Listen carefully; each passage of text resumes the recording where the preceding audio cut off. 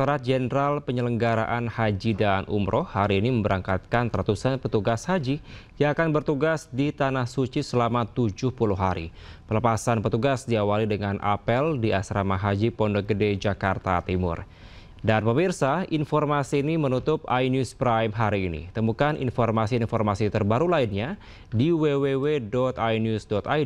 Cuplikan tayangan berita iNews dapat Anda saksikan di kanal YouTube @officialinews. Sesaat lagi, rekan saya Reni Arumsari akan hadir dalam program iNews Malam. Saya Kevin Pakan, pamit undur diri. Terima kasih, sampai jumpa.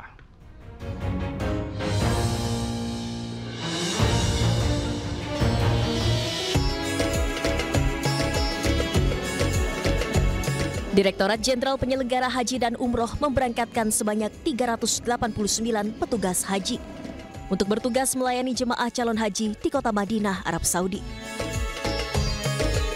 Sebelum diberangkatkan, apel pelepasan petugas digelar di Asrama Haji Pondok Gede, Jakarta Timur. Rangkaian apel pelepasan meliputi arahan dari Direktorat Jenderal Penyelenggara Haji dan Umroh hingga prosesi mencium bendera merah putih yang dilakukan satu persatu oleh petugas haji. Ratusan petugas haji terpilih ini berasal dari berbagai instansi, mulai dari kepolisian, TNI, Kementerian Agama, hingga instansi lainnya. Para petugas haji akan ditempatkan di bandara dan kota Madinah selama kurang lebih 70 hari.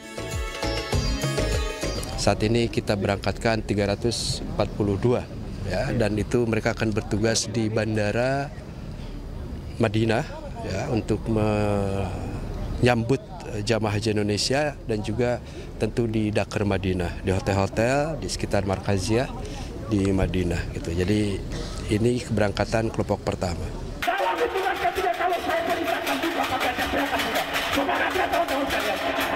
Silakan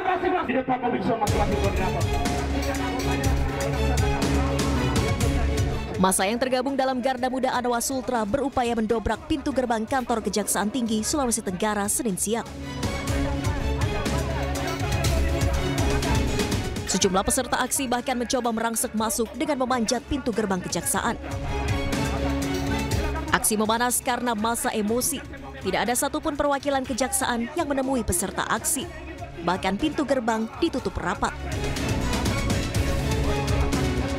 Dalam unjuk rasa ini, massa mendesak Kejati Sultra segera melakukan penetapan tersangka terhadap Komisaris Perusahaan Tambang Nikel PT Lau Agung Mining dalam kasus dugaan tindak pidana pencucian uang dan korupsi tambang nikel di Blok Mandiodo, Kabupaten Konawe Utara, yang merugikan negara hingga 5,7 triliun rupiah. Sejumlah perwakilan aksi akhirnya diizinkan masuk ke dalam kantor Kejati Sultra. Ketegangan pun sempat terjadi saat proses dialog antara perwakilan aksi dan penyidik kejaksaan. Tidak bisa langsung dengan penyidik.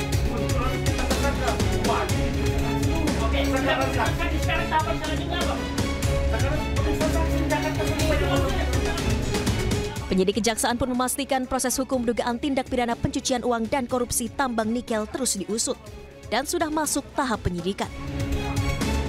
Itu sudah naik ke tahap penyidikan.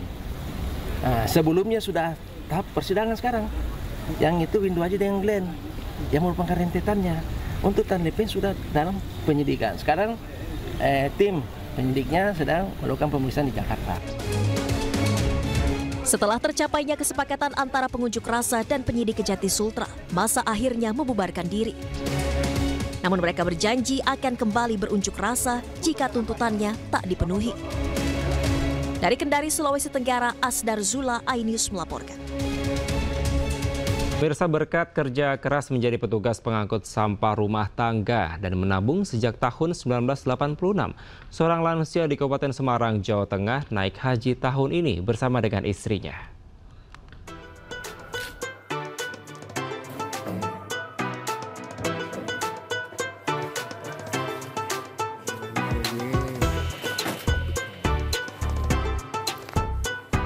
Berkat kerja keras menjadi petugas pengangkut sampah rumah tangga, pasangan lansia di Desa Glaga Hombo, Kelurahan Ngampin, Kecamatan Ambarawa, Kabupaten Semarang, Jawa Tengah, Legiman dan Baniah istrinya bisa berangkat haji tahun ini. Meski Legiman hanya berprofesi sebagai petugas pengangkut sampah, namun berkat keuletannya menabung sejak tahun 1986 silam membuat mimpi besar Legiman dan istri tercapai. Setelah melalui proses panjang, keduanya yang telah mendaftar haji sejak tahun 2012 tersebut akhirnya bisa menjadi calon jemaah haji tahun ini. Di tahun 1986. Nabung ya. Kita nabungnya per hari Rp1.000. Yang kita sisakan yang nggak buat apa-apa, buat persediaan itu. Rencana mau ibadah haji. Terus daftar tahun berapa, Bapak? Tahun 2012. Bersama ratusan calon jemaah haji lainnya, Legiman dan istri siap menjalani ibadah haji ke Tanah Suci Mekah pada musim haji tahun ini. Meski begitu, Legiman masih terus menekuni profesinya sebagai pengangkut sampah dari 50 rumah yang ada di lingkungan Patoman Ambarawa.